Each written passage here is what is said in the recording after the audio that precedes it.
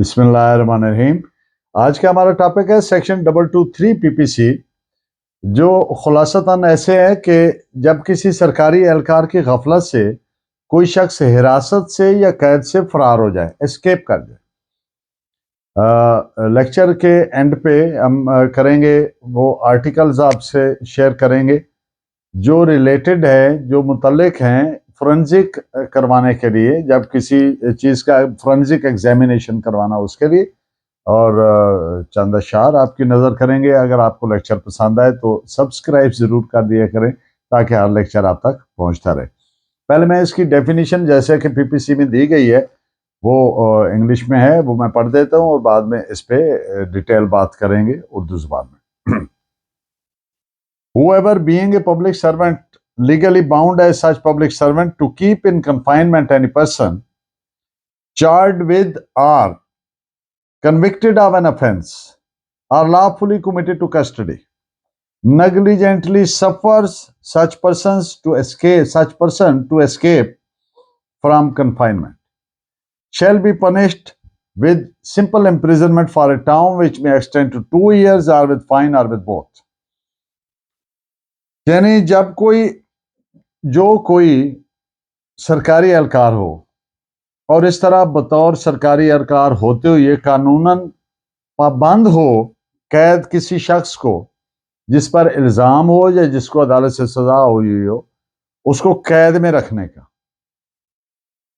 या जिसे कानून के मुताबिक लॉफुली कमिटेड टू कस्टडी, कानून के मुताबिक जिसे हिरासत के हवाले किया गया, गफलत से ऐसे आदमी को फरार होने दे, सफर सच पर्सन टू एस्केप, तो ऐसे शख्स यानी ऐसे पब्लिक सर्वेंट को कैद सादा सिंपल इम्प्रिजनमेंट 2 साल तक, एक होती है रिगरस इम्प्रिजनमेंट जिसको कैद बामुशक्कत कहते हैं उर्दू में, और एक होती है सिंपल इम्प्रिजनमेंट SI यानी सादा कैद, इसमें कैदी से मुशक्कत नहीं ली जाती।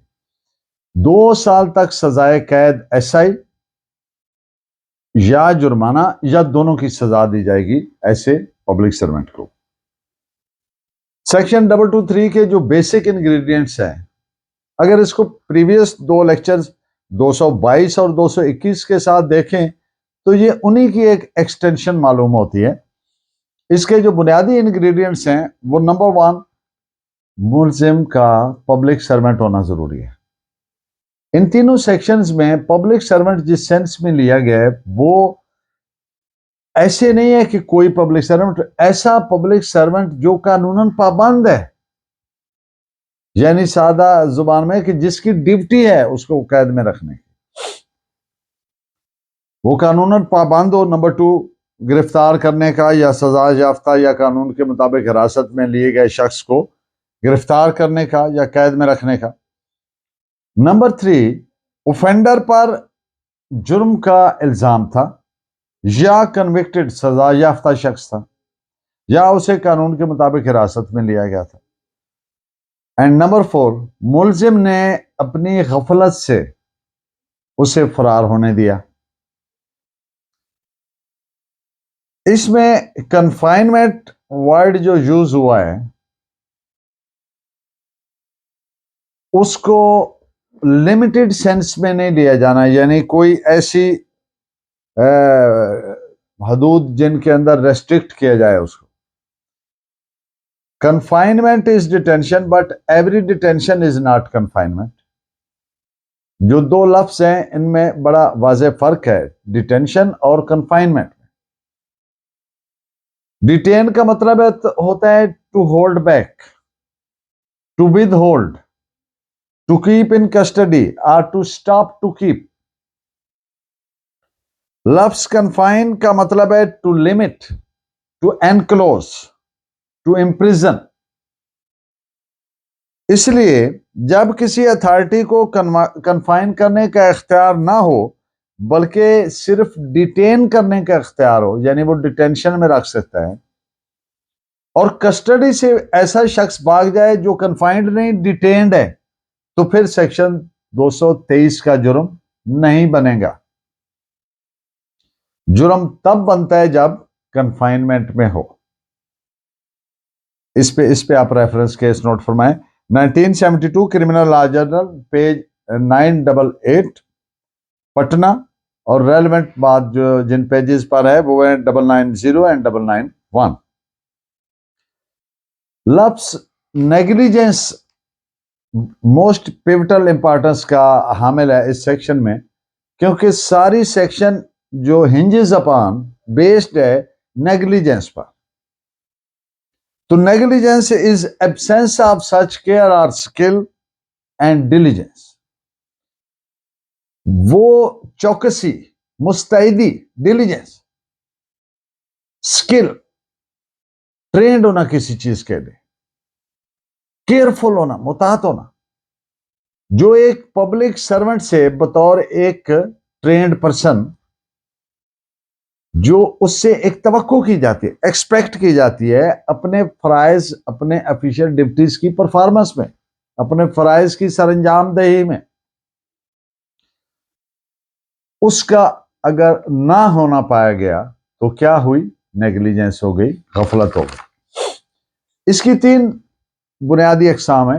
Number 1, ordinary negligence, which is the want of ordinary diligence. आम जो किस्म की नेग्लिजेंस है वो उस तरह से होगी कि जब आम तरह की जो चौकसी, मुस्तैदी, चुकन्ना होना, वो अगर उसकी कमी हो। Number 2, slight negligence, the want of great negligence. अगर extra want of great diligence, अगर एक्स्ट्रा चुकन्ना नहीं है तो फिर ये स्लाइट नेग्लिजेंस तस्वर हो। और grass negligence, the want of even slight diligence. अगर बिल्कुल भी चुकन्ना, होशियार, मुस्तैद नहीं है तो फिर ये ग्रास नेग्लिजेंस है। नेग्लिजेंस, इन बातों पे आप एक रेफरेंस के तौर पर एक जजमेंट नोट फरमाएं। PLD 2001 supreme court 378। नेग्लिजेंस इस जुर्म का बहुत ही अहम बेसिक इंग्रेडिएंट कह लें इसको। किसी को सजा देने के लिए यह साबित करना होगा कि ना सिर्फ गफलत थी बल्कि एस्केप उस गफलत का लाजमी, Ghalib, probable and natural consequence था। यानी गाफिल ऐसे था कि उससे एस्केप होना ही होना था, वो उसका most probable and natural consequence हो। और ये कि एस्केप गफलत ही की वजह से हुआ, ये चीजें प्रूव करना पड़ेंगी मुलजिम को सजा दिलवाने के लिए।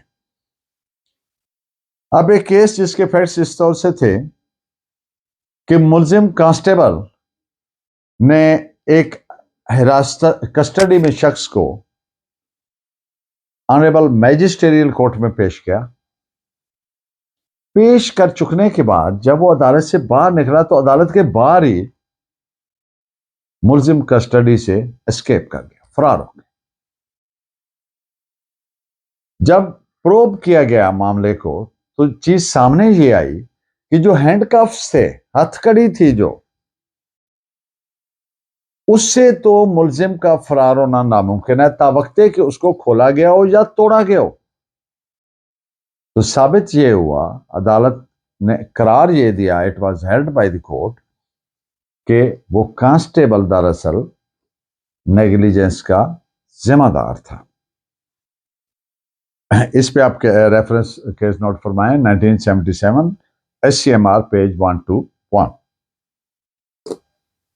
गफलत के तहत किसी एहलकार को सजा देने के लिए एक और चीज बड़ी जरूरी है कि वो नेग्लिजेंस, वो गफलत उस एहलकार की हो, उसका अपना एक्ट हो। ऐसा अगर एक्ट किसी और शख्स का है तो फिर उस एहलकार के खिलाफ जुर्म 223 नहीं बनता।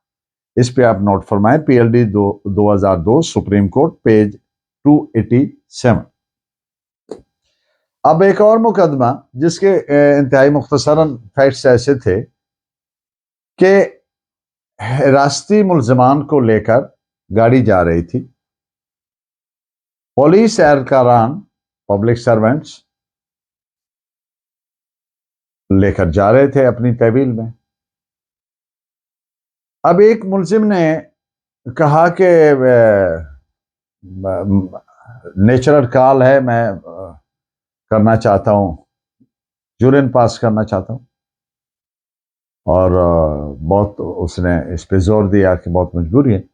تو انہوں نے گاڑی کو روکا اور اس ملزم کو نیچے اتارا اور کھیت میں لے گئے. وہاں پہ اچانک اس ملزم نے شور مچا دیا, سانپ سانپ سانپ, like that.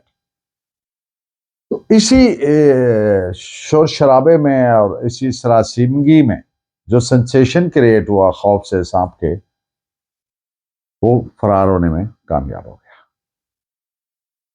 It was held by the court کہ جو پولیس والا پبلک سروینٹ وہ غفلت کا ذمہ دار نہیں ہے اور اس کے خلاف 223 کا آفینس نہیں بنتا ہے ان حالات میں.